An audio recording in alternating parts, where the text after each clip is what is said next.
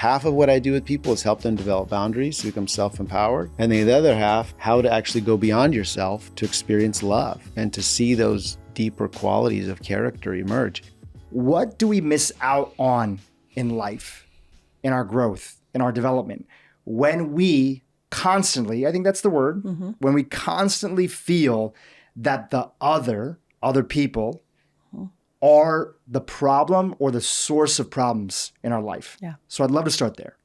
Yeah, I think you're missing out on reality. You're missing out on a lot of reality that you need for your own growth and for your own health, because most of human evolution, we would have to compromise way, way more. And what's happening right now is there's just so many ways in which life doesn't challenge us that I think we're defaulting to like also being able to just push people away with like, well, it's your fault, or it's, my own theory.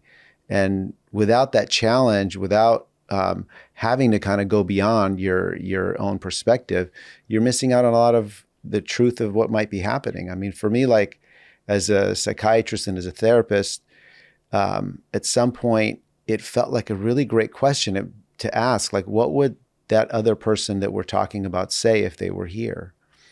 I started to feel like individual therapy has a risk of colluding with their clients, and also not maybe even being honest to the bias of that like you may be here with me a year, 2 years, 3 years from now because we're agreeing and we kind of get each other, and you're a paycheck, you're a $150, $200 a week source of income too, that it's like, just feeling like my colleague's not always being honest about that either. But the collusion, it's like people in therapy were mostly sitting and talking about what happened, which meant other people were there. And I just kept wondering, like, well, what would that person say if they were here, right? What would their side of the story be? Yeah, and then usually the person then defaults to their opinion about what the person would say, their analysis of it, their hype, well, they would just say this because they think that. And I would say, well, I get that's your hypothesis, and it might be true. That might be you might be exactly right, but that's your theory of that's your belief about their intention. But I'm actually saying, if they were here, what is their argument? Can we just hear that? What do they see that you might not see? That's even just the level of theory. I just want to know, like, what are they actually saying? What is it they're saying? And then to see what is their argument exactly. Yeah. The benefit is... Yeah, Alexis, what comes up for you? Yeah, I mean, the benefit, there's so many benefits to looking at oneself. Introspection allows us to be flexible. Mental health providers know that flexibility is, I believe, the number one trait that creates good mental health is the ability to have flexibility in your viewpoints, in your ways of thinking about yourself, in your ways of thinking about, how you want to solve a problem, how you want to relate to another person. So that flexibility is huge. So if the other person's always at fault, you're going to lose the capacity for self-introspection. You're going to lose the capacity for the flexibility of viewpoint and staying kind of agile in life, the ability to, you're going to close a lot of doors. You're going to close a lot of doors. I think that if we think about the fact, and this is something I say a lot, and it's not my quote, it's pain that is not transformed is transferred, right? Mm-hmm. Pain that is not transformed is transferred. And I would challenge anyone to argue against that, because if I'm holding something inside that I'm not working with in some way, it's going to be transferred elsewhere, or maybe inwardly, right? If I'm not really working with it. So I think the really big picture here is, am I going to have the opportunity in life to look at how I can grow? Yeah. And what does that bring me? And what does that bring my relationship? People, the when you're talking about like the number one protection against mental illness and mental health is when you say flexibility, the word resilience, like that's the academic word. And people talk a lot about resilience. And I think it kind of turns in default into like being strong, being able to endure a lot. But actually the word resilience means to be able to tolerate change. That's the definition of it. And so the degree of flexibility you have, and life is struggle, right? Life is struggle, and there's so many, there's I see on your bookshelf the book Tribe, which is one of the big influences on me. And what Sebastian Unger's talking about is that we actually the resilience factors that we need in order to face hardship, whether it's patience or endurance or compassion or temperance. These are all traits that only come out through relationships.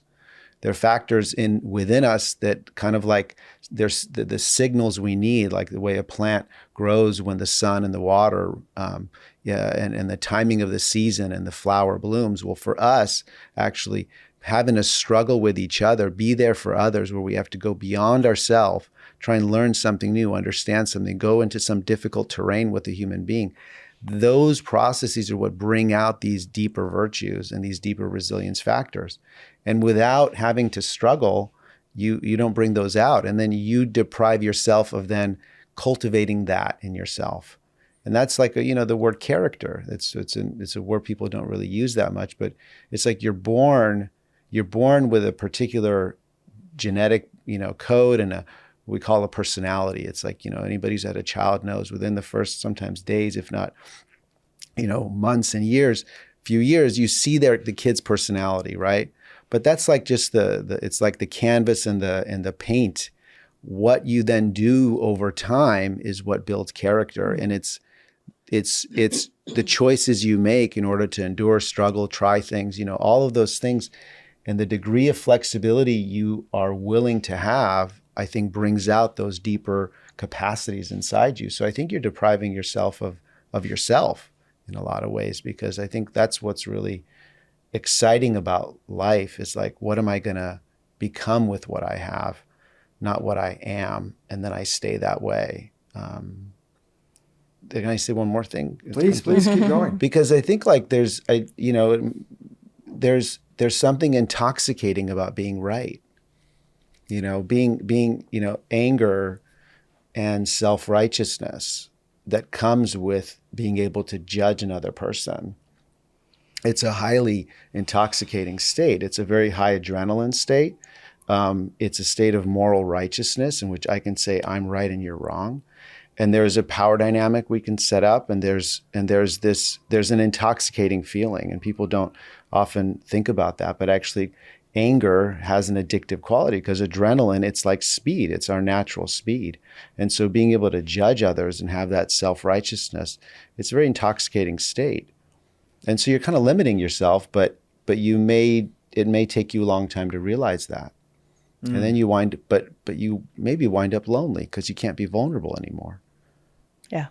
Well, one area where, speaking of intoxicating, one area where the idea of being right and the idea of making somebody else the other is a little bit of this trend of talking about toxic relationships in life. Mm-hmm. So I'd love to start off there and chat about that for a second.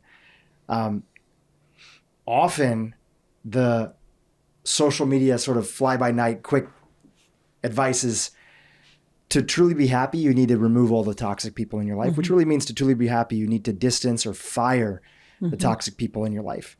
When you hear that, right, what parts of that show up as healthy and what parts of that show up as not as healthy? Yeah. I think we have to define what happiness is first, right? So is authentic happiness about gratification, or is authentic happiness about well-being that's really rooted in your values, your core values, and your core needs? And I think we get confused a lot about that in today's world. I think that the idea of a toxic person, is I often hear from people, I don't feel supported by this person. I feel misunderstood. I feel demeaned. I feel attacked, or being in relationship with this person damages my sense of self, my self-esteem. And I think there's a useful question there, which is, are we talking about feeling hurt, or are we talking about feeling wronged? And those are different things. And if our well-being is really being threatened in some way, again, when it comes down to those things that create our core sense of self, our values and our needs that are around core sense of self. And if my well-being is really being threatened around those things, then I think the word toxic makes sense.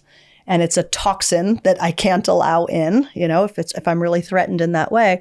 But I think that what is happening a lot with people I work with is that there's more of this sense of being hurt and feeling misunderstood, feeling unsupported, and the quick reflex, quick response to just slam the door, to have a true wall go up as opposed to working through that, seems to be on the rise. That seems to be kind of the go-to. Mm-hmm. That brings up a really great question for me, which is, what are some of the root issues that are going on today that make it more difficult to engage in what you're calling a dangerous conversation, right? A conversation where you can lean into somebody who might have a different view of something, try to see their perspective. And even if you disagree, which oftentimes we do, you walk away with a sense of, I understand how they arrived there. And I still feel maybe sometimes strongly in how I feel, but they're still a human being. Like, why is that tougher, or it seems tougher for people to do? What's going on today that plays into that? Yeah, I think there's a lot. I mean, I think this brings in the conversation about trauma and about developmental trauma. And I think this conversation we're having today really should be informed by that, that we all are going through a lot. You talk about how we don't have as much challenge in life. You're talking about certain specific ways that we're not challenged like we used to be when we were, living out in the, right? I mean, but there's plenty of challenge in our, tremendous challenge in our sense of being well, because we're living in such a way that we're so disconnected from what it really has meant and looked like to be human, We're disconnected from nature. We're disconnected from the basic things that nourish us, whether that's good food, whether that's silence, whether that's, the ability to stay connected in our relationships. And so people are very stressed. There's a tremendous amount of stress just in survival right now. And there's much more, this is a positive, there's a lot more understanding about how we are all impacted in some way by trauma. Yeah, that's... And that we've all had experiences that have caused disconnection within ourselves or within our relationships. That's one way of talking about trauma. We've all had experiences that have overwhelmed our capacity to stay connected inside, connected in relationship.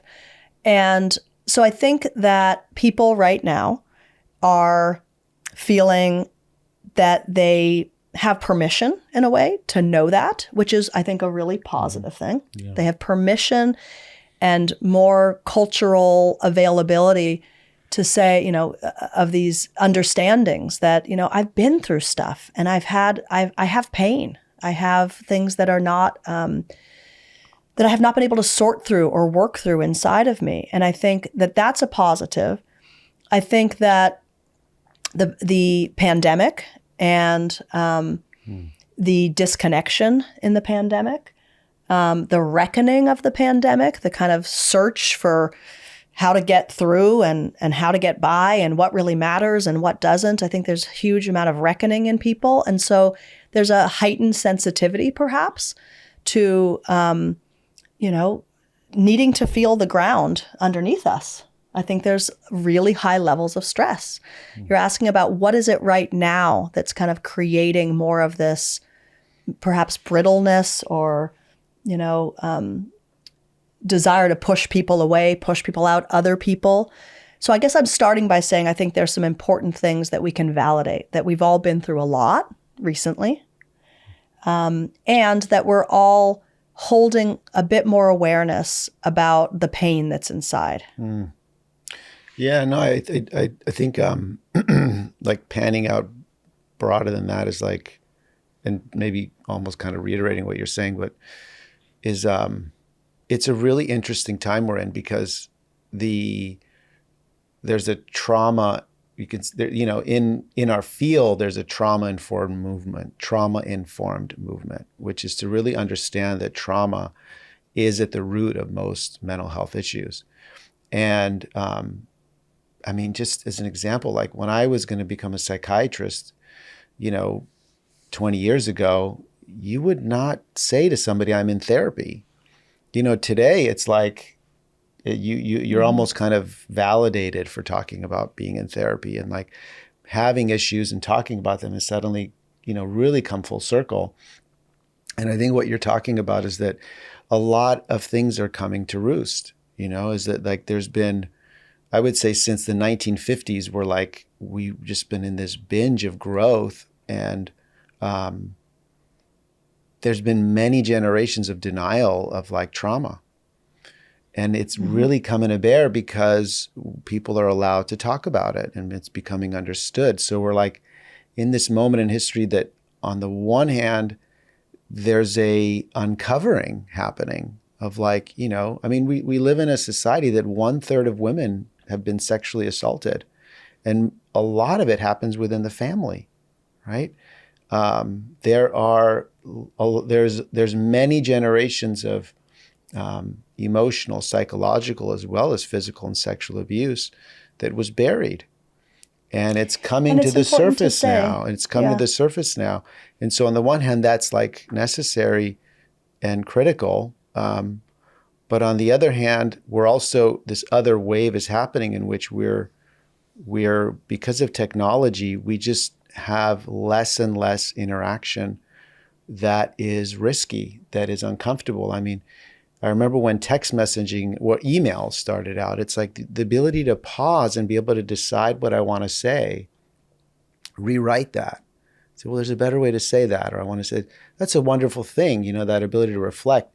But like, there's a way where like that kind of narrowing over the last 10, 20 years, if you don't say the right thing, you're a bad person, right? And so this empowerment that's happening, I think is also is making us also more entitled. It's like self-empowerment, I think, is what you're talking about. And then like, how is it the way that we're living is actually also making us much more and more entitled. Yeah, I think there's the really positive thing happening that we're more aware of trauma, and that a person you're speaking with on the other side of a table is more likely than not to have had some form of trauma. And that could just, it doesn't have to be, some awful, terrible, single incident. Trauma can be the experience of being raised in a family system where something about just even a divorce, there you go, as basic as that, right? Yeah. Illness in the family, divorce. 50% of people divorce rate is about 50%. Yeah. I mean, that's the number one thing about the trauma-informed movement is the recognition that most, if not everybody, has had some form of trauma in their life. Yeah.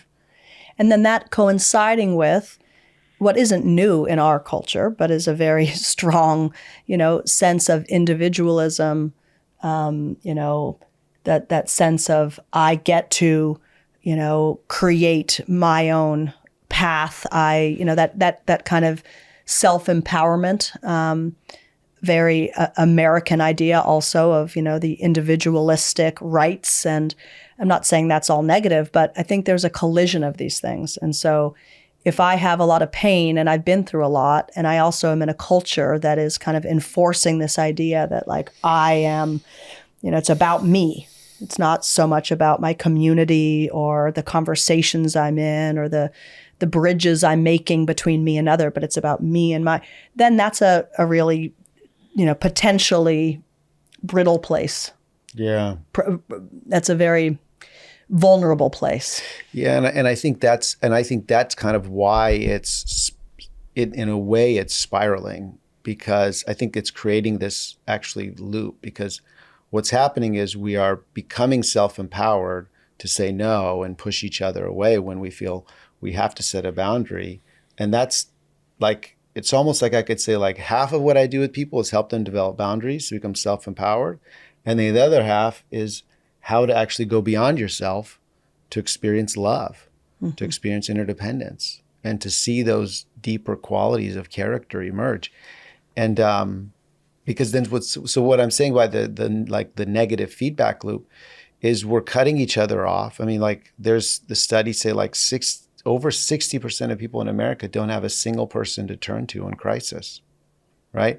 So we're becoming more separate, which then means we're cutting ourselves off from like water, like what water is to a plant, like the most core basic need we have is to feel connected to somebody.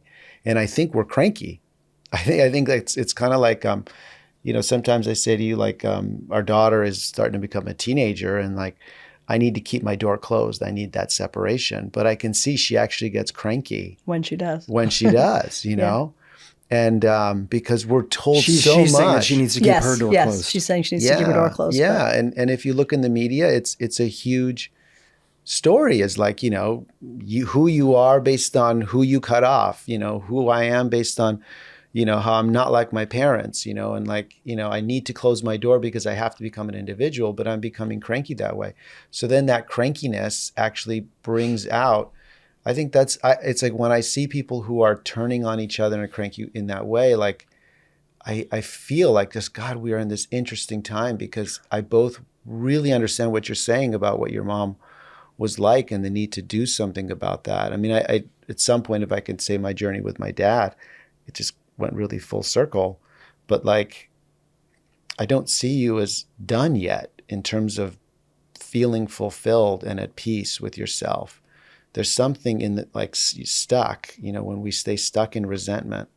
You were saying your work is like to help people, and obviously the patients you're working with, when to take a left, when to take a right, and how to find that gray area in the middle. Yeah. And I almost think of it as like, there was a book written a few years ago by this gentleman named Seth Godin, not in this topic, but he was helping people understand like, when do we stick something through and when do we quit? And also quitting sometimes has a negative connotation, but you're sometimes taking on, to. but sometimes there are moments where you might have to quit or put your direction elsewhere.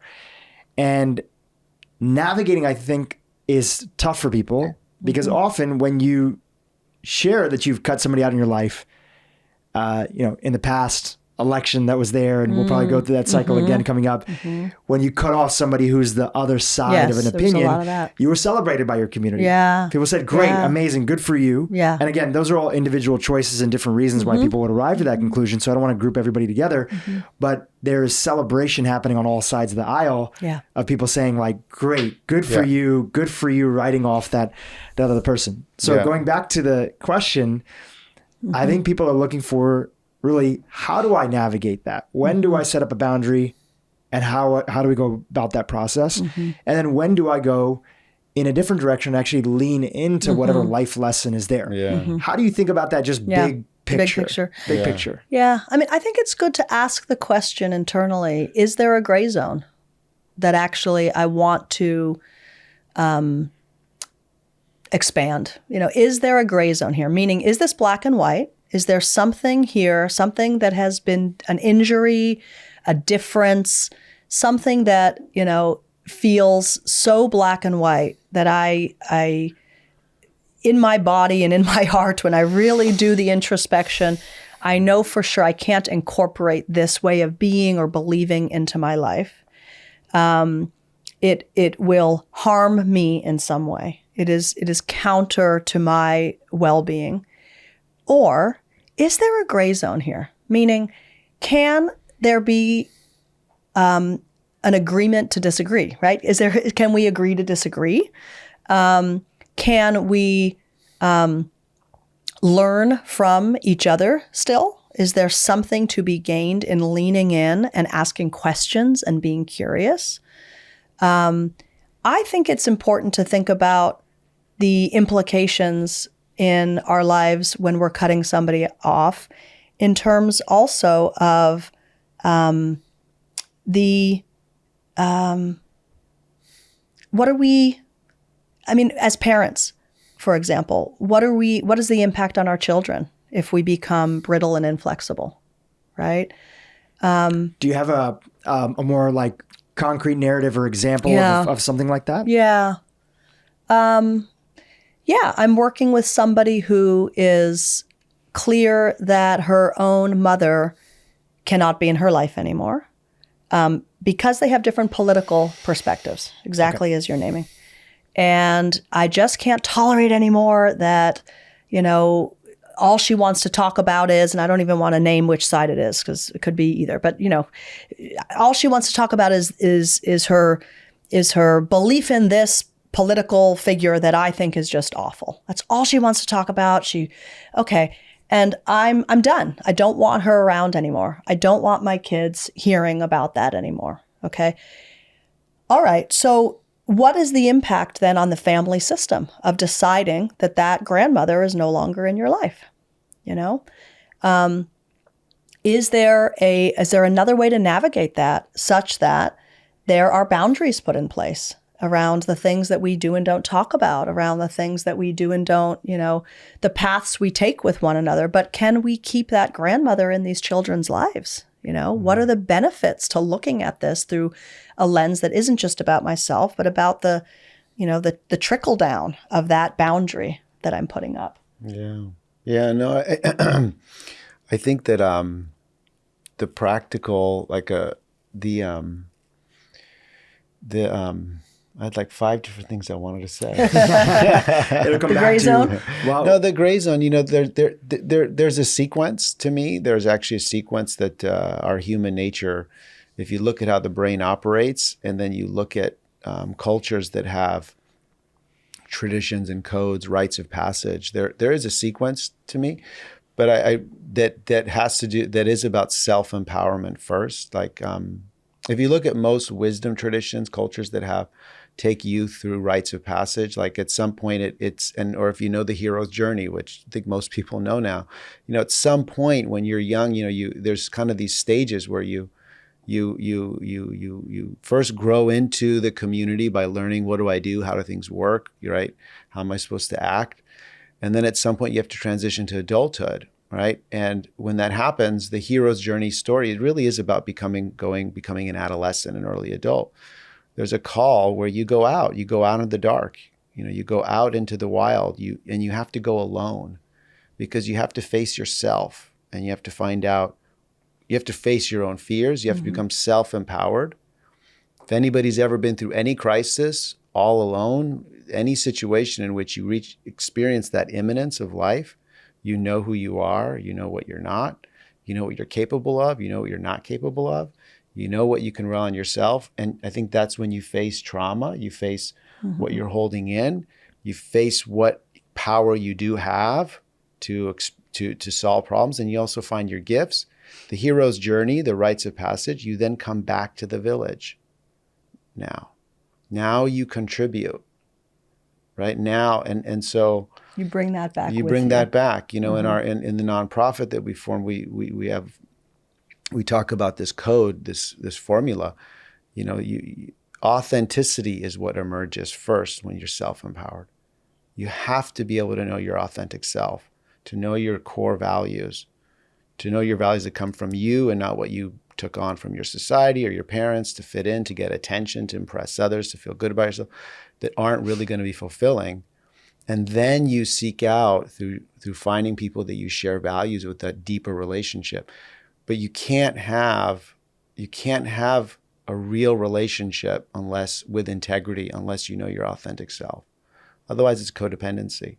But you also can't have real sense of belonging and deep connection without authenticity. You really can't have.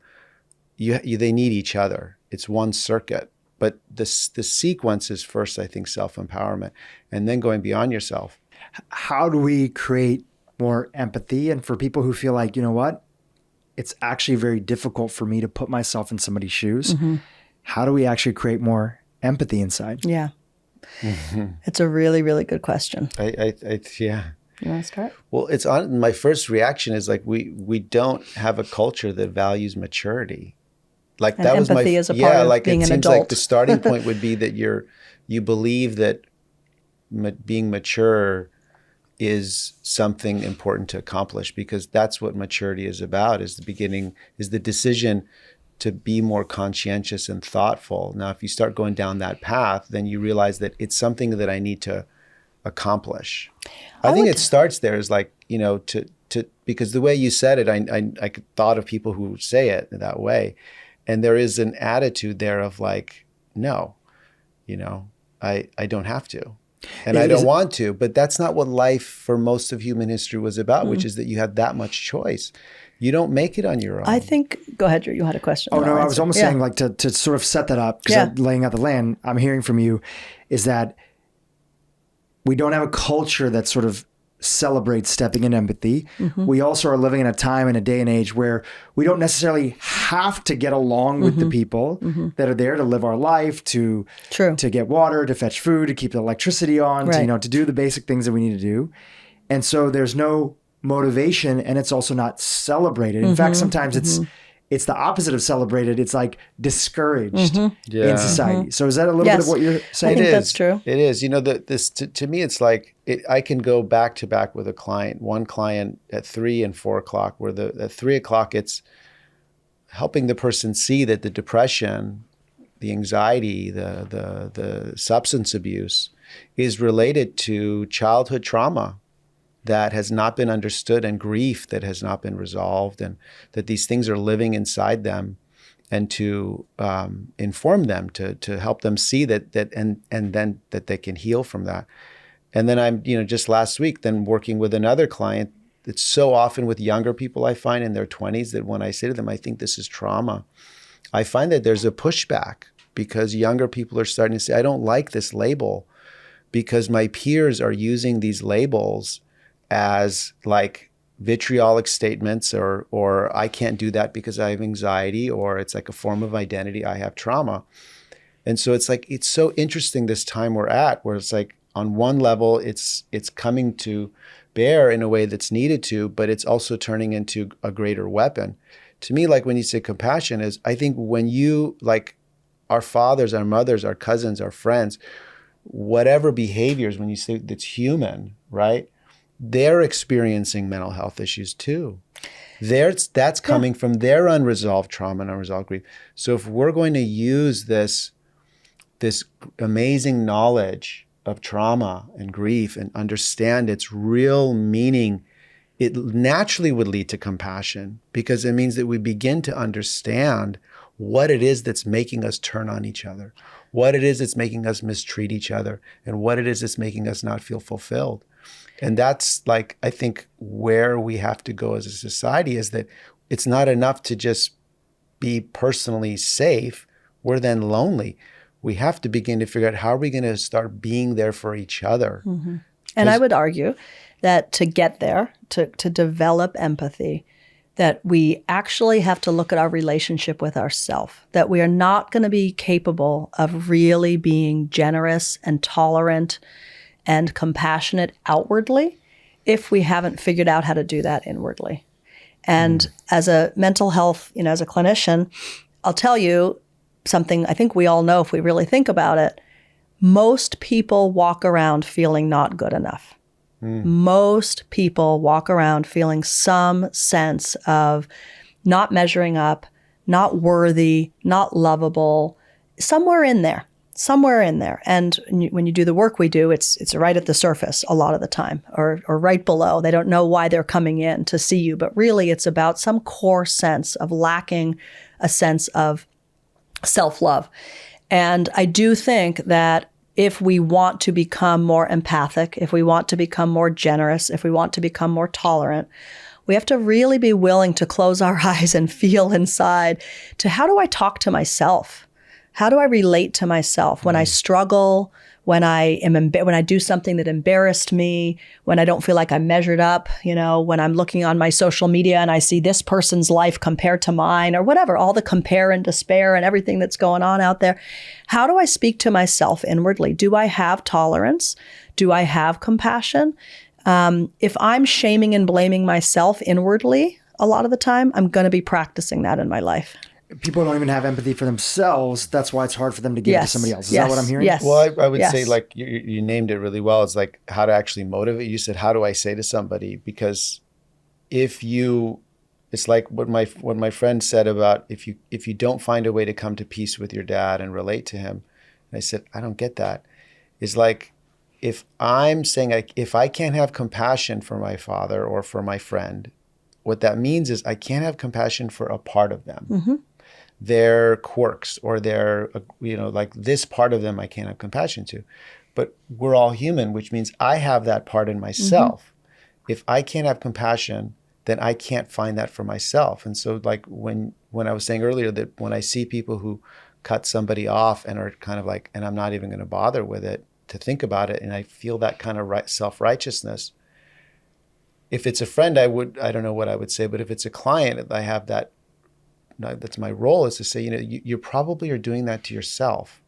And that's what you made me think of. How are you cutting off yourself inside? It's like ultimately you're sitting with me right now and we're talking about that issue, but I know it's what you just described is that otherwise privately you're judging yourself just as much. Is that and this is the thing about it's relationships that cultivate those deeper virtues and resilience factors that we need. And then we have it for ourselves. It's like it's having to be patient with somebody else that leads me to develop that patience in myself. So like with my father, accepting there's a lot of things that we're just not going to solve. But how can I make this lunch really pleasant? Mm-hmm. And that's an act of patience and kindness and temperance. And then as I did that, I found that I developed patience and temperance with those parts that are in myself that I privately may not show to anybody, but I'm beating myself up because so we're talking about it's the circle, from within outward or outward within, the same virtues being applied inwardly and outwardly. The more likely we are to just rush to cut somebody off, it's like that's actually a good smoke signal. It's a smoke detector that if you are doing that regularly, what's the meaning of this? Something's going on inside of you. What's the meaning of this? And I don't have to therefore think I'm awful and terrible but I can say, can I be curious about this? There's a common denominator here in my life that I tend to be the person in these circumstances where no longer talking to you, can't deal with you, can't listen to that. What's the meaning of that? Yeah. I mean, there's an age-old wisdom that if you have a charge around something, it's something within yourself.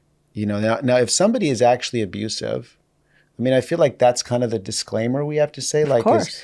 And probably we should spend some time on it. It's like, there's a lot of abuse. There's abusiveness.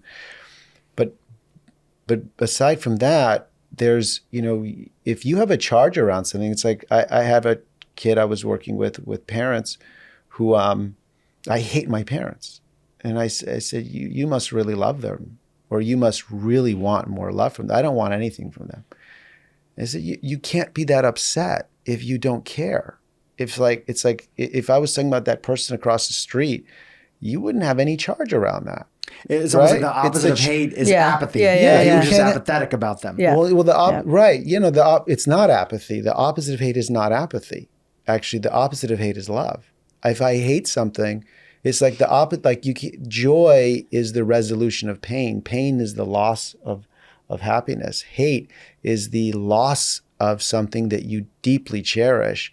And, these things are intertwined. You can't have one without the other. You're saying if it matters enough to me, if the stakes are high enough that I'm willing to cut this person out because it means that much, it's triggering me that much, it's upsetting me that much, there's something really in there. Yeah, I said you must feel deeply, deeply let down in some way. And you can only feel deeply, deeply let down because of how much you care about that person, right? And so it's can we be vulnerable and look at that? Can we just look at? We might still decide we have to cut them off. But the age old wisdom is just like, if I'm sitting with somebody, if I'm sitting with you, Dhru, or like there's like a quirk you have. It's like, but I have no problem with that quirk in myself. I have no charge around that, right? But if I have a charge around it, it's actually because I'm not at peace with myself about that issue in some way. Yeah. And yeah, I misspoke. I said the opposite, but I meant like the pair. Like people often think like if somebody really hated you and they had like no interest at all, it would look like apathy, right? Like if there wasn't a charge up there, like I'm indifferent. Exactly. I'm That's what indifferent, it could look exactly. like. One way or another, Yeah. right? That's what like total disinterest looks like. It's like you could care regardless of the way that it goes. Yeah. And most people, it's actually a sign of exactly what you said. There's a charge. There's something that needs to be looked at and discovered. Yeah. Yeah. It's interesting because it really brings up this larger idea, which is that why are we so unkind to ourselves? Yeah. Yes. It really kind of comes back to that. Yes. You know, Yes. our need and willingness to want to Yes. fire the toxic people in our lives. And there could be Yes. good reasons. We've already put that disclaimer in and everything like that. But our need to write people off, our need to discount the other is a reflection of maybe what's going on internally. And there are some times where if you could read people's thoughts about themselves, like little thought bubbles above their head, it would be that dialogue. Yeah. You suck. You literally cannot do anything right. Yeah. How dare you think that you could show up in this situation? Yeah. How dare you think that you were better for more? How dare you get your hopes up? That's the internal dialogue that's there is a heavy unkindness towards ourselves. And many people, we could see this in the stats with mental health, suicide rates, etc., other stuff, just a genuine sense of, I don't like myself. Yeah. Yeah. And one thing we can say about that is that for a child who's in an environment that is painful, that is not meeting his or her needs in some way, that is abusive or just really a bad fit for their temperament, a child that's suffering to feel connected or cared for, the turn against the self will always happen as opposed to the turn against the caregivers. Because the turn against the caregivers is a turn into total chaos, in an internal sense of despair. You know, if I'm going to set up a belief early on, conscious, subconscious, unconscious belief that you guys don't know what you're doing, or you're scary, or you're unsafe, or I can't be safe here, that is a terror zone. So the young child will always create the internal, there must be something wrong with me. That's why you're acting that way. Yeah. Yeah. I mean, and I think and that imprint can last and last and last. Yeah. And it's dangerous to turn that outwards when we are fully dependent on our environment. Later in life, we can have more clarity of, oh, I turned against myself there. But really, that person was unsafe, or that scenario was scary, or... So that's one of the imprints, I think, is why so many adults are walking around, because it's not a choice we have. We will always choose to think choose unconsciously to think there's something wrong with us, rather than feel the terror of our caregiving environment being unsafe or unwell. Yeah.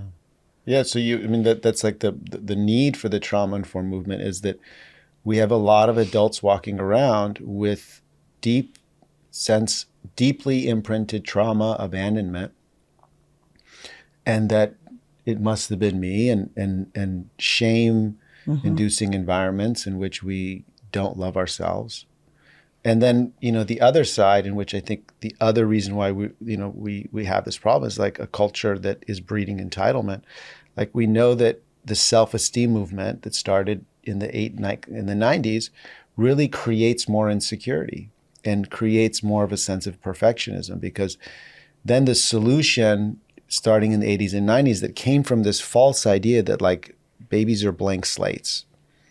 The solution was that we then have to whatever you have to feed this kid with self-esteem, because then they're going to feel good about themselves, which I think was born of a lot of things in the 80s and 90s, like but a lot of it I think being our own unresolved trauma of like that I grew up feeling unloved So I'm going to infuse praise this kid and with praise love, and praise, right? and everybody gets the award, and that's what you're talking about. Yeah, and Yeah. like all of that praise. But what that does is it actually sets you up to feel like if something goes wrong, there must be something really wrong with me, because it actually creates brittleness, in which we actually build our confidence through solving things that we don't do well. It's like the whole thing, like it's not courage unless you have fear. Right? It's you actually don't build self-esteem without problems. Unless if I'm telling my daughter, you're an amazing artist, you're an amazing, every time she's drawing something, look at how you draw. Oh my God, you're an amazing, look, you know how to do it. She's less likely to take risks and do other things that she won't get praise for. Because nothing, because which creates a sense inside of, I'm not really so good. I just have this one little. Yeah, because you're not, anything you do, you have to start at the bottom. But if you grew up learning that you're great, then when you do something and you're not good at it right from the beginning, you think there's something wrong with you. So it's kind of like either I'm great or I suck. You know, you remember once we had a dinner party where we had this thing of like, do you feel like you're too much or not enough? And like everybody either feels like they're too much or not enough. And I sat back and I said, so basically we all think that it's not okay to just be ourselves, you know? And so I think there's comes from a lot of places. I think there's culturally, a lot. Yeah, I think there's a lot in our culture, this developmentally. outer display, which it just keeps creating this. There's a separate person I show than what I really am. And the thing is, you really feel good about yourself by accomplishing things and by feeling connected with people. And real connection happens through vulnerability. And you connect around, like that feeling of connection happens around our jagged edges. That's where connection happens, is through human connection, like feeling of human, right? And to be human is to be imperfect. Real good laughter or real good laughter happens after something silly, which means something went wrong. Or vulnerably, right? yeah. It's a vulnerability. Real love happens when that, like those jagged, weird, you know, all those painful things that are not constructed for perfection, right? And so we're removing that. We're removing that way. And I think then part of what happens is we're getting crankier and crankier. But yeah. You know, on the opposite side of people who do a good job of setting boundaries in their life, one of the themes that I see when I look at my friends, and I'm lucky to be surrounded by a lot of them, is that those people are the most forgiving to themselves. Yes. So they also feel like it's okay to be. Right. Yeah, this is Brene Brown's work, right? That boundaries really create the capacity for compassion. The better we are at the boundaries, the more compassion we're capable of. Yeah. Can you and expand that's on that inward a and more? outward. Well, that, you know, if I have become skilled at knowing how to take care of myself with the boundaries that are necessary, then I'm not in a kind of, you know, life or death kind of struggle with what's going to happen next. I have a sense of self. I have a sense of my needs. I have looked inwardly enough to value and accept those needs. I've created boundaries that match, and then I'm free. I have a lot of freedom then. It's not going to bother me what you're saying or you're doing. I'm pretty stable. I'm pretty anchored here. Yeah. I have a lot of freedom. And with that freedom is a lot of, you know, ability for tolerance and compassion and curiosity. Yeah, and I think what's happening right now is that the boundary movement, by the way, that's the same thing that I'm saying about it's like self-empowerment first, then you can relate.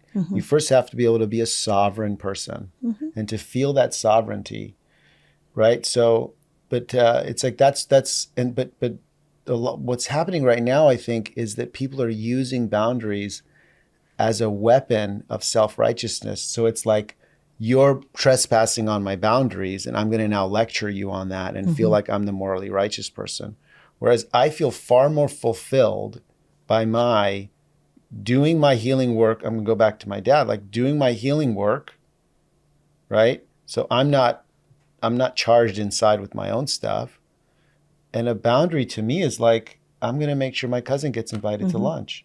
That's a boundary. That's me constructing a situation in which I can sit with my dad and just really enjoy it for what it is. A boundary might be not bringing up certain topics. So it doesn't have to be something that you are explicitly weaponizing on somebody. It's about the way you describe it. So it's like kind of just knowing who I am, knowing what works for me, what doesn't. By looking and that inward. to me is maturity. Mm-hmm. And By that to being me is also vulnerable. just like age. It's like old-fashioned, that's maturity. It started with your capacity, though, to value your own injuries. Yeah. You said, something's happened here in this relationship with my father that actually has impacted me.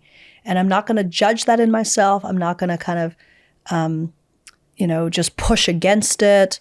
I'm actually going to be willing to do a little bit of work internally, or a lot of work internally, and say, there's an injury there. There's a wound there. Mm-hmm. And I come by it honestly. And I want to know it in myself and bring love to it in myself. I want to nurture myself in that place. I want to reparent myself perhaps in that place. When I've healed that a bit, I have compassion. I have the ability to say, bring the cousin to lunch. Let's do it. I'm not going to just shut all the doors anymore. Yeah, and because you started there. And I get to claim my family and my heritage because I love my father. Mm-hmm. My father's also the person who busted his ass day and night to you get to get bring back us in that here. broad view. I have a million things to be grateful for, and I also get to not cut myself from my family's history. Mm-hmm. I get to understand my father.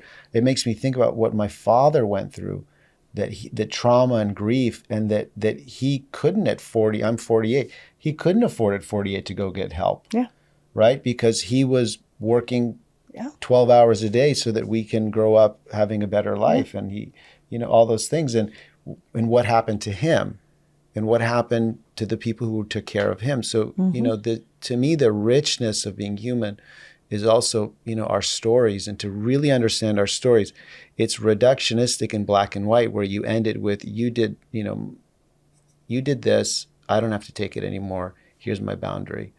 And now I get to just be kind of a compartmentalized human being, versus it's really been a lovely, meaningful journey to me to really understand our story, multiple generations. When you look at these behaviors that are now coming to roost, they date back to major events in which people were victims of history.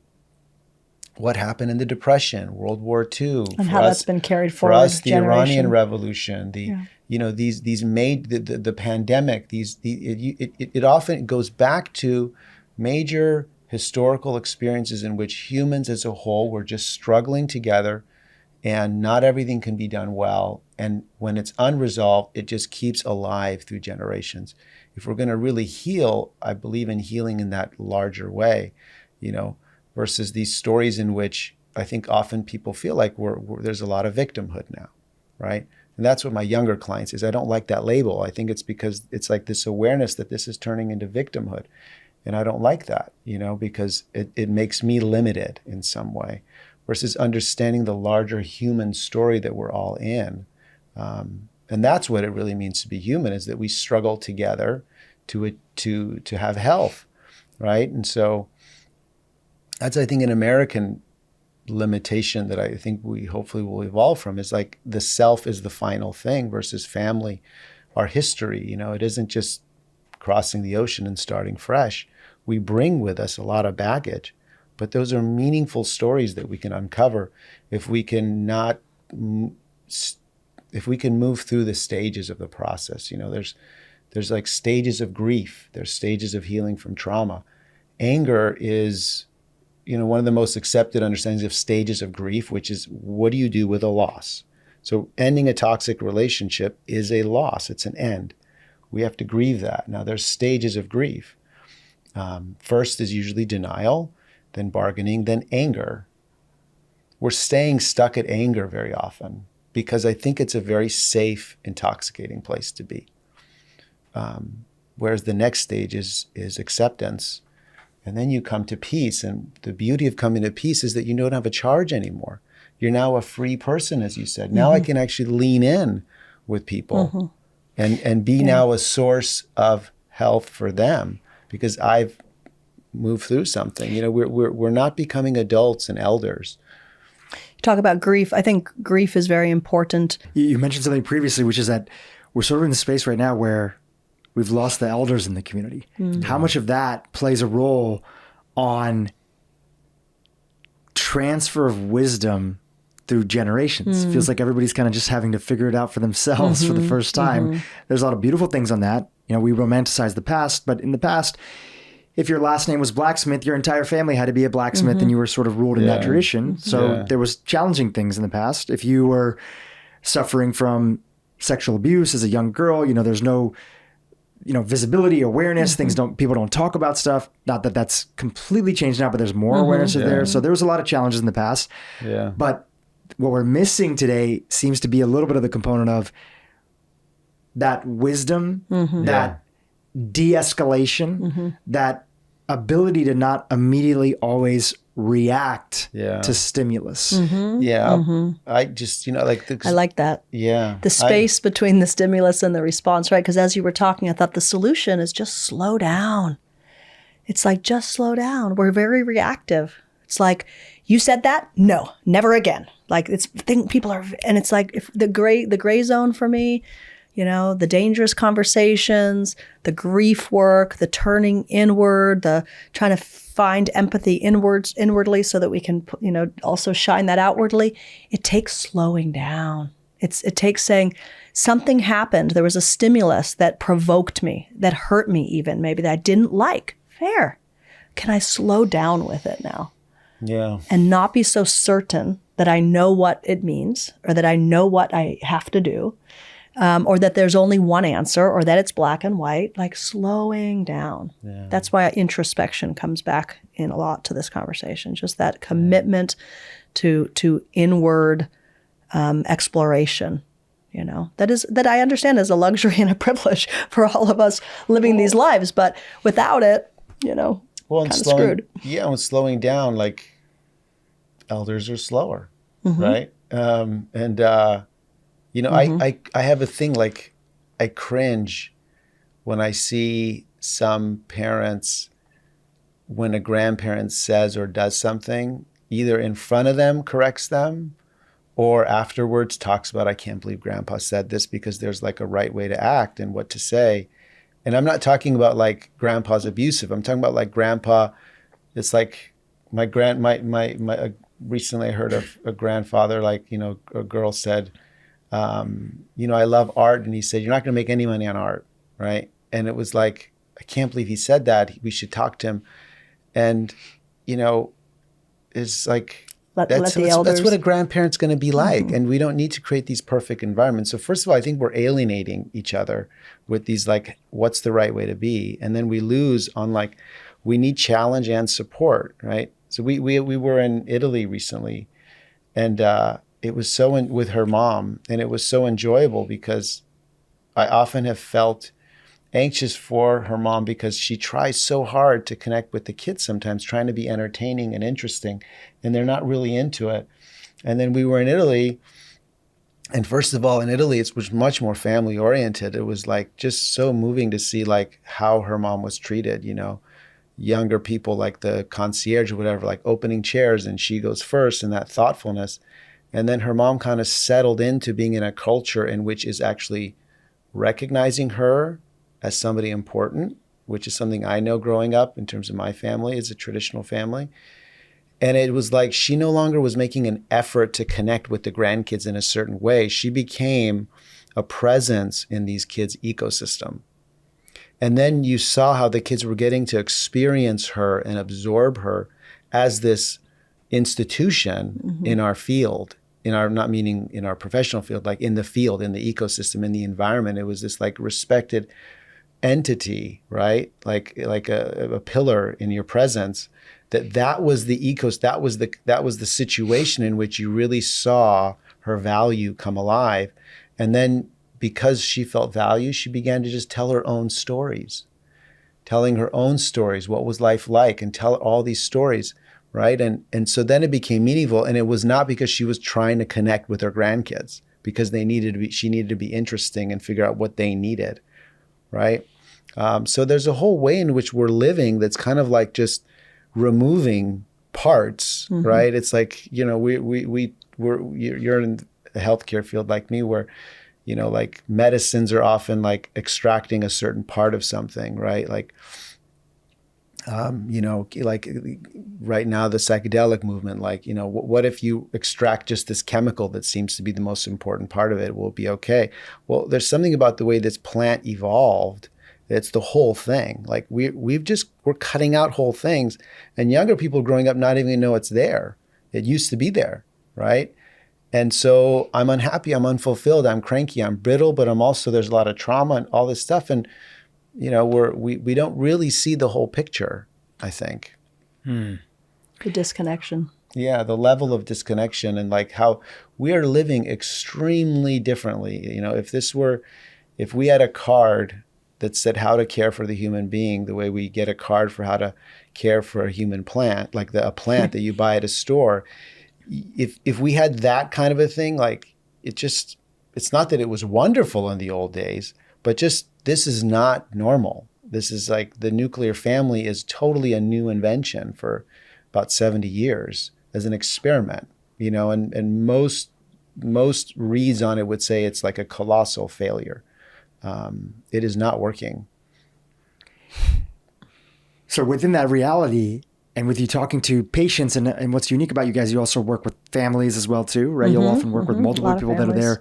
What's a vision for the new future look like? And it's not that necessarily it's coming from one group or one party, but what are some of the things that you've been seeing or even been trying to implement in your own life? So if that's kind of the world right now, and this sort of system has designed a little bit of a toxic culture, so to speak, how do we create a new framework? And what are some threads that we can pull on inside of there?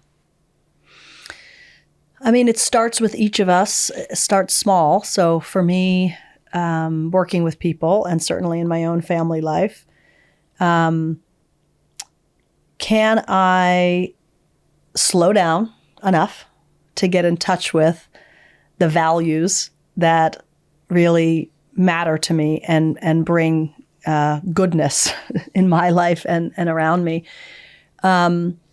Often it's the simple things, and it's remembering connection, right? So can we start to, or not start to, we've been good about this. Can we keep the family dinners, Can we sit down at the table together? Can we make sure that we're calling grandma or grandpa every Sunday? The kind of rituals of connection, I think, are really important in teaching our children those rituals of connection. In clinical work for me, it's having the rule that I don't want you to tell me about him or her. I want you to tell me about you. I think that's a good way to approach clinical work. So self-responsibility. Don't come in and tell me all the ways he needs to change or she needs to change for you to feel happy. Tell me about yourself. Tell me what makes you challenging. Tell me where you could grow.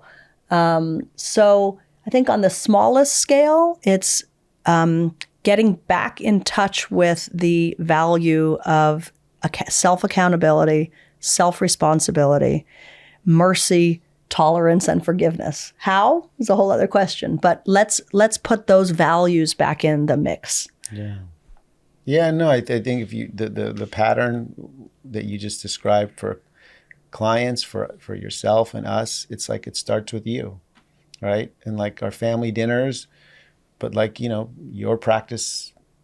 I don't want to say your practice, yoga, for you, and, sure. and I have my practice. It's like it starts with your own self-care. And then you can build on that, and there it is, boundary. So the boundaries first. So it's like it's like, which includes dealing with what was traumatic or what is grief inside you. So it does start with, it does start with what's happening right now, with, ending toxic relationships, ending toxicity, ending the silence around trauma or grief that's unresolved in the family, like addressing the moral injuries. So that's about starting with myself. Like I have to say what isn't working for me. I have to say, I can't give without first being a sovereign person.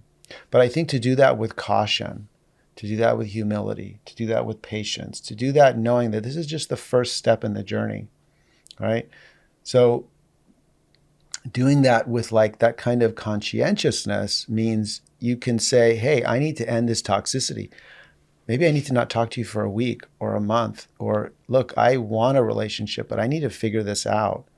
That's a different tone. That's a different tenor.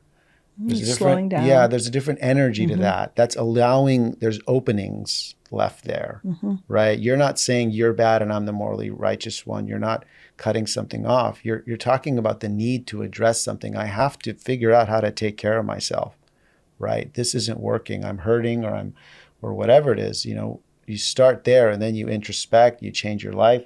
How many times have I experienced I haven't swam. My morning practice is swimming. I don't do it 2-3 days in a row.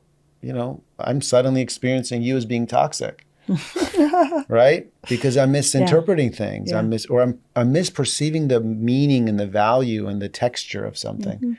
I take care of myself. I come and go, oh wow, I completely see it differently. And then evolving beyond that, it's like the next step is relate. I really believe that we have a drive to be whole. Just like an acorn has a drive to become that oak tree, we have something in us that's trying to evolve.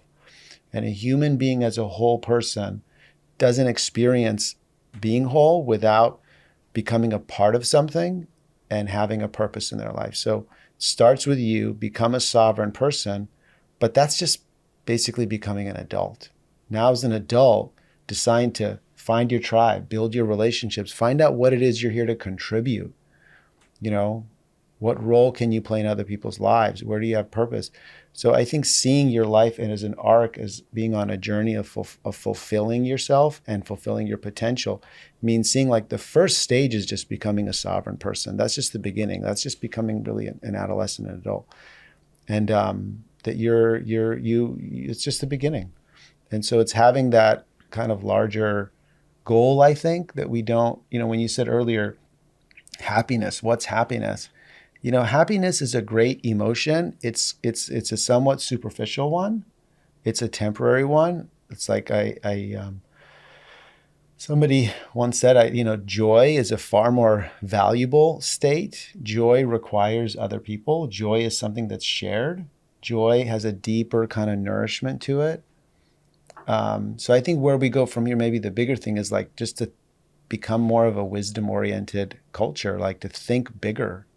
And to think about like, not just I want to feel safe, but I also want to like have trust. I want to like have meaningful relationships, which means I have to be vulnerable, which means I have to be human, which means I have to be imperfect, which means that all those things that I might have judged that other person for, I actually have them in myself. And if I don't reconnect with them, I don't get to have that moment of getting to laugh at myself, getting to cry about something, we went through something recently. It's like, I couldn't believe I was sharing that, and crying, so embarrassed. But then it was like, what a gift.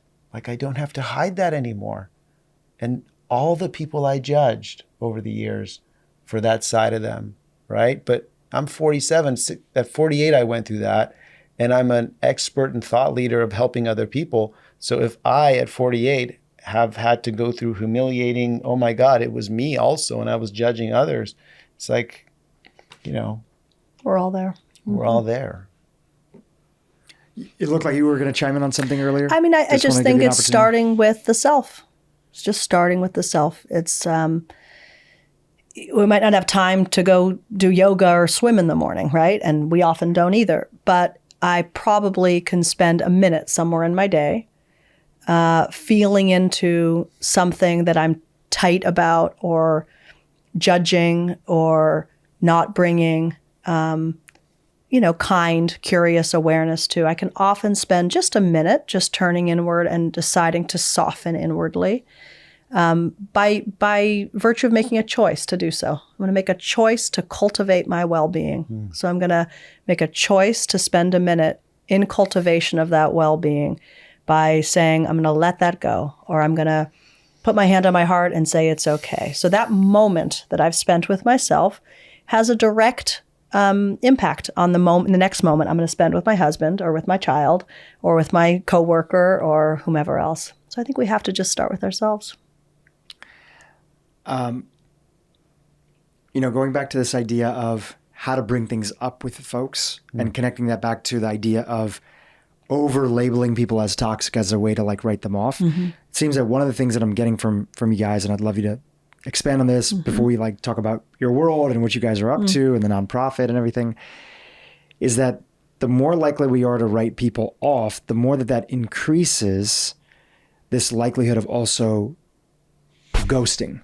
Right? We often talk about ghosting in sort of the dating culture, but we're seeing a lot of ghosting in just everyday conversations. We're hurt by something, but we're not willing to tell somebody directly through a dangerous conversation that, hey, actually, this thing that you said earlier, it kind of hurt my feelings, and I'd like to talk about it a little bit because, and having a healthy conversation from there. So I'm seeing this uptick in fire all toxic people from your life, which is also a way to distance ourselves from other people and avoid having a difficult conversation, which is a version of ghosting. Do you guys think that's correct? Anything you want to add to that? I think that's correct.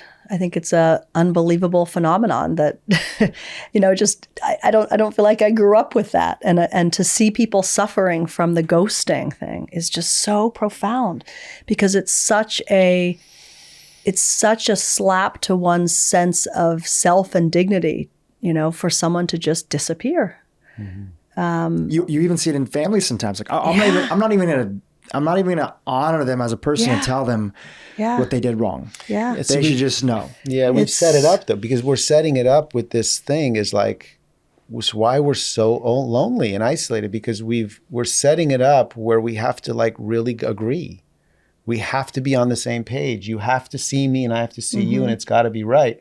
So in that situation, if I have a problem, I can't say it to you. We're not practicing. There's no practice. Like, people don't have practice with just disagreeing and saying, I think you're wrong. And that's not the end of the world. Or like, and that doesn't mean I'm right. I just right now think you're wrong. It's like that kind of humility.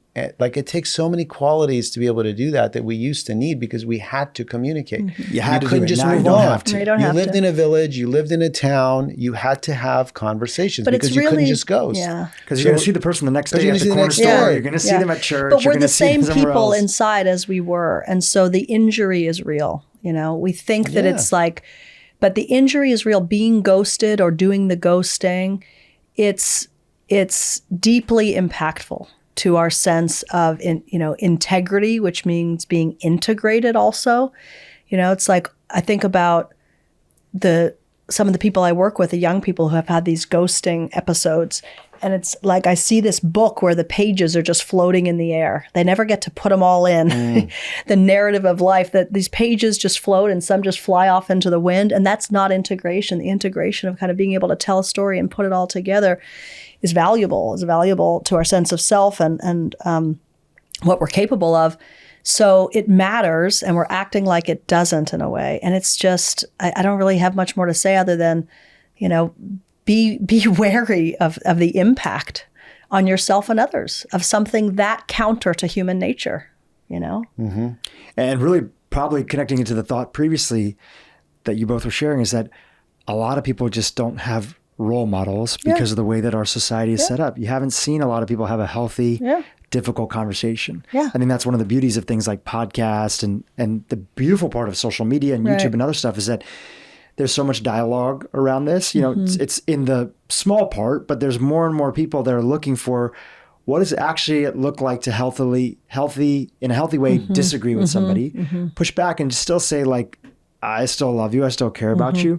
People are hurting and they're looking for answers. And I'm glad that there's more opportunities to be able to find that, because those role models and situations aren't necessarily that everybody has had the luxury of growing up in. Yeah, very much so. I think there's very little modeling for holding restraint. And that means not saying everything you feel you need to say because it's on the top of your mind and you believe it, for holding restraint, but also conveying what you need to convey and being respectful and gracious enough or graceful enough in being able to fundamentally understand we don't have to agree. We don't have to see this the same way. We come honestly by our own experiences, by our own sense of self, and being other and having diversity and viewpoint shouldn't be so. It doesn't have to be so threatening. Yeah. This is a little bit random. I'm just going to toss it in there. Have you ever seen the whole radical honesty movement that kind of like really And I popped totally off disagree with it. Yeah, so I was gonna use it as an opportunity to chat about it. So for those that are not familiar, there was a gentleman. His name was Brad Blanton. He kind of had a little bit of notoriety. He was working in the place of I think he was a therapist in Washington D.C. I think so. And he had arrived at the conclusion that most of the suffering that people come through in life is primarily because they're not willing to be honest with other people. Okay, great. There's some merit that's there. There's some components that are there. That turned into kind of a book and a little bit of a movement and retreats and other things. And there was some documentaries. He at one point in time ran for Congress. I think he ran for like Congress in his local area. And it was like he was a Democrat running in like a highly Republican area. And he actually got like a significant amount of votes and everything. And then people found out that he does these crazy workshops where at the end of it, everybody takes off their clothes because it's part of being radical honest. And then the whole movement kind of went away. Yeah. That's here nor there. That's just giving a little bit of background.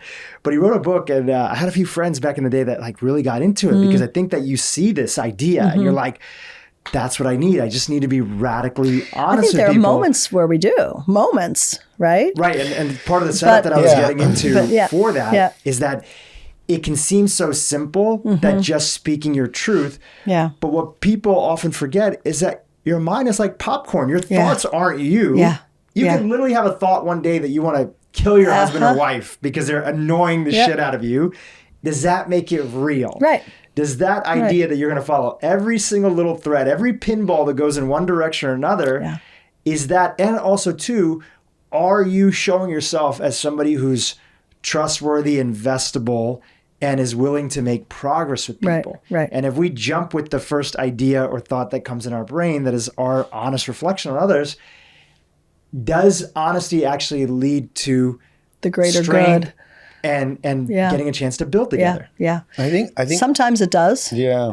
And I think it's radical honesty. I think sometimes you have to be radically honest. I think there are relationships, and moments in family life and, where you do need to be able to look someone in the eye and say, look, here's what I really think. Here's what I really believe. And radical in the sense that this may hurt you. This may, hurt us, but it needs to be spoken because it's a truth that my body is living, my actions are living. I just haven't said it out loud yet, or maybe it just is towards the greater good for that honesty to be there.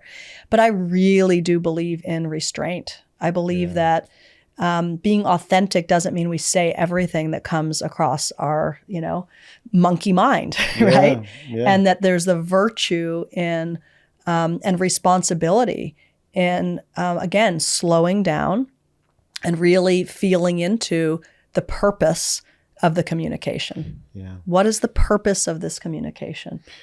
Yeah, I think starts with the self. I think you have to be honest with yourself. That level of honesty, radical honesty inwardly. Yeah, I think radical honesty with yourself. That's interesting that you say that, if I could jump in. Yeah. Because a lot of people, they see radical honesty and they think that, oh, I need to tell somebody else. Yeah. But really what I'm hearing the distinction from you is you're saying, are you even honest with yourself? Now, then what you tell other people, that can have different levels of restraint and other stuff, but are you really being honest with yourself? Right. Yeah, and then that thing that we talked about earlier around space and that automaticity, it's like that reactive thought, what you're saying, popcorn, versus like deeper knowing that only comes about when you can pan out, which means you have to be able to let go of the charge, not be charged, to really be present, to like recognize the truth. And then the wisdom to know, what do you do with the truth? Like, how do you deliver that? Like, how do I want to deliver that? I want to think about how I want to deliver that. Like, what is my purpose in delivering that? What am I trying to accomplish? Now develop a strategy and tactics and thoughtfulness. It's like you were saying a moment ago, my body is saying, and what my behavior is saying, but I need to say it. It's like, you turned towards me and I thought about the number of, times, like I was really getting it wrong by saying, say what you think, say what you think. And I was saying what I think. And I was just thinking to myself, the pleasure I've developed in actually paying attention to you, where I watch your behavior and I look at your body language and I attune to you with sensitivity and say, this is what she's feeling. And then I decide, what does my wife need? Mm-hmm. And then I may not even tell you anything. Right. I may just accomplish it. And I'm like, at times and then it's like, as I get that right, I'm like, I think I'm becoming a gentleman, and it's like, that's a beautiful thing. Now that's a really beautiful thing to attune to each other. Now that requires deep, deep honesty, right? But that's different than saying everything you think and expecting the other person to say everything they think. And then experiencing, as I attune to you better, when I do, because I still don't get it right, but that you actually then wind up saying more. Mm-hmm. Sure. Because it's like, but there's like a far deeper thing that emerged from you than just like, what would have been a superficial conversation, potentially. About the thoughts. Yeah. Yeah. Yeah. Before we chat about your guys' ecosystem and a little bit of the world and everything, because I want our listeners to be able to, have knowledge of that, and you guys are doing a lot of really cool stuff.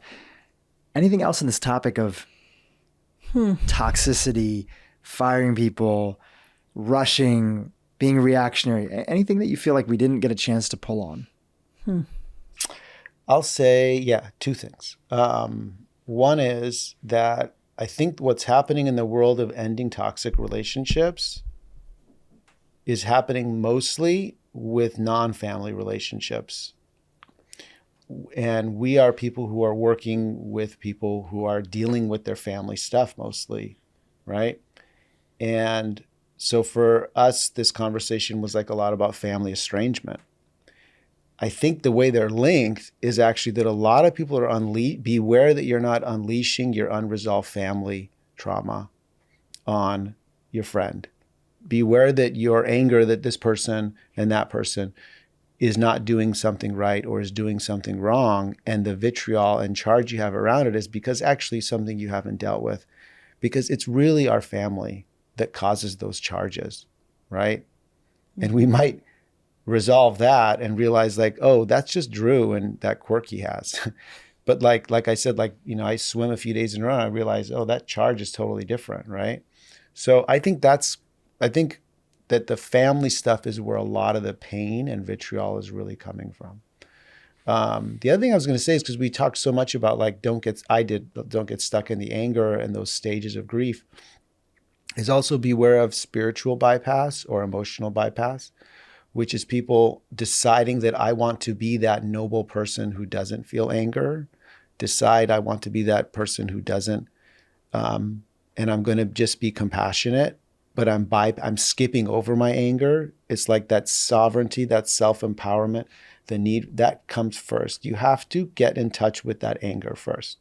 Everybody's doing the best they can, so I don't even need to deal with this. They're just doing the best they can. Let's all move on. And we all might know people like that, which is like they're amazing people, but you can they sound amazing. They sound amazing, and they can often be amazing, but like they might feel a little patronizing at times. There's something kind of missing there, and it's like they never get angry. And it's like, so it's like there's an arc. We are a whole person. We're on a journey.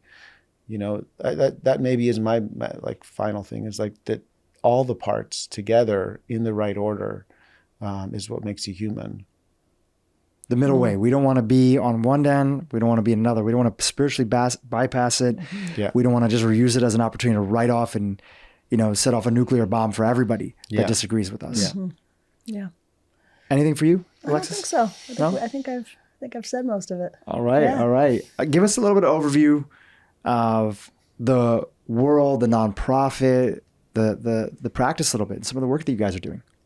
So I'm an integrative psychiatrist. I developed an approach that really is rooted in people becoming self-empowered, and then the need for relationships. So what we do is really help people really heal, repair relationships once you are a sovereign person, and then rooted in purpose and meaning, that we need lives that are purposeful and meaningful. We really believe in people being able to recover completely from mental illness.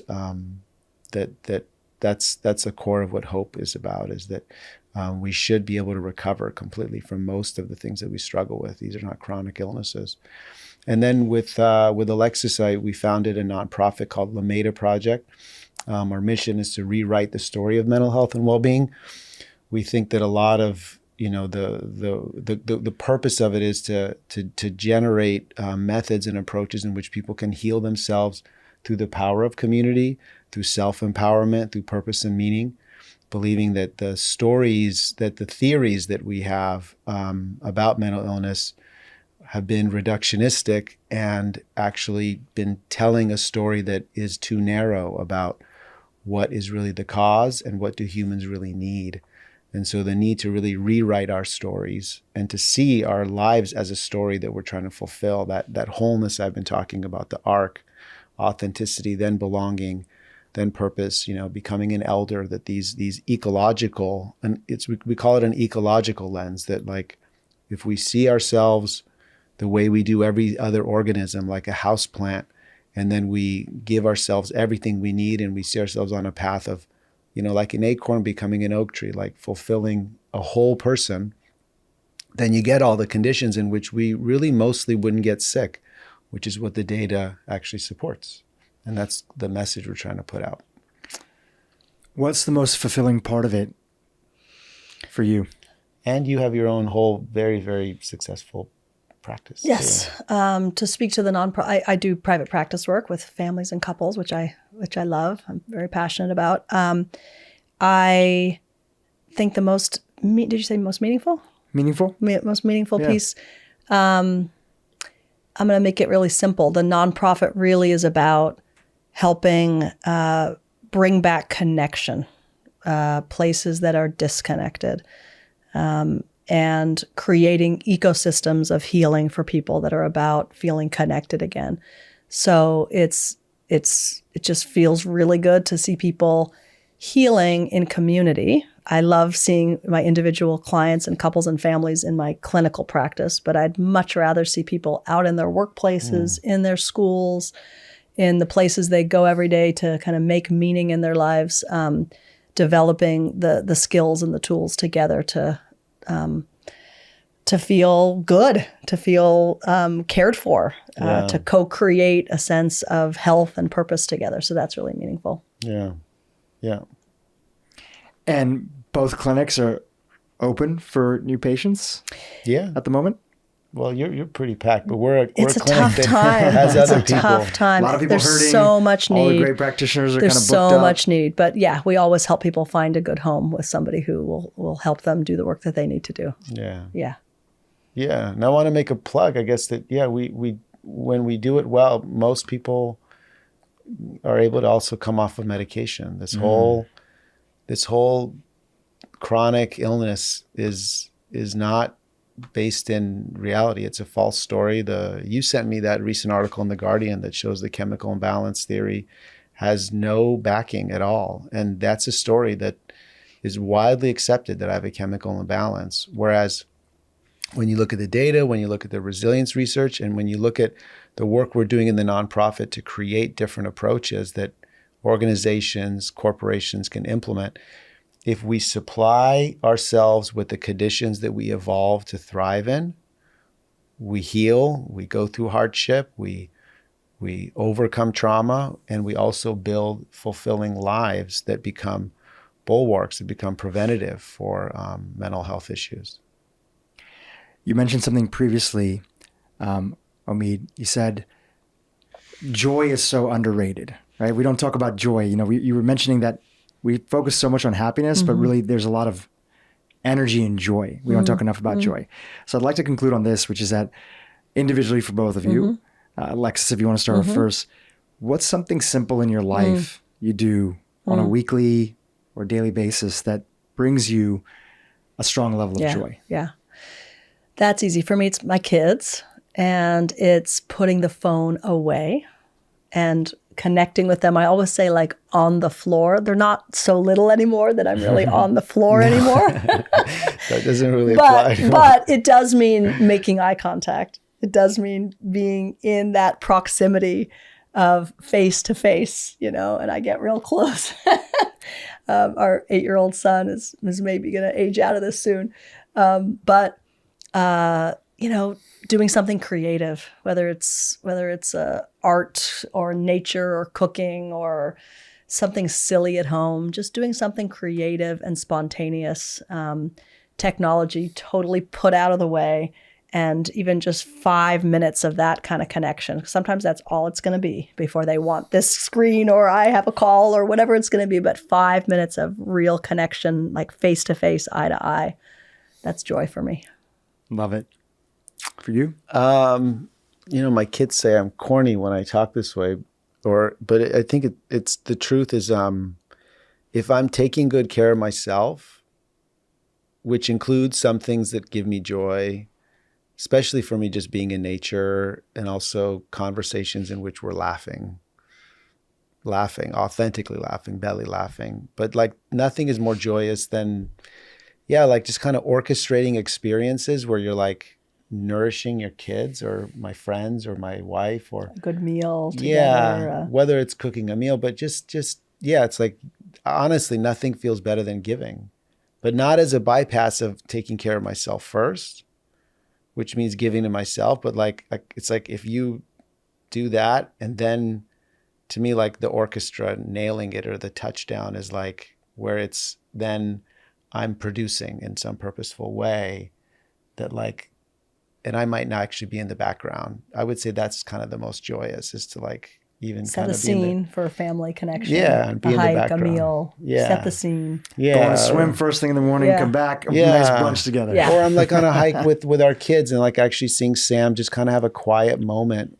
on the hike where like I see he registers something because he had peacefulness inside himself and that I'm not a part of it.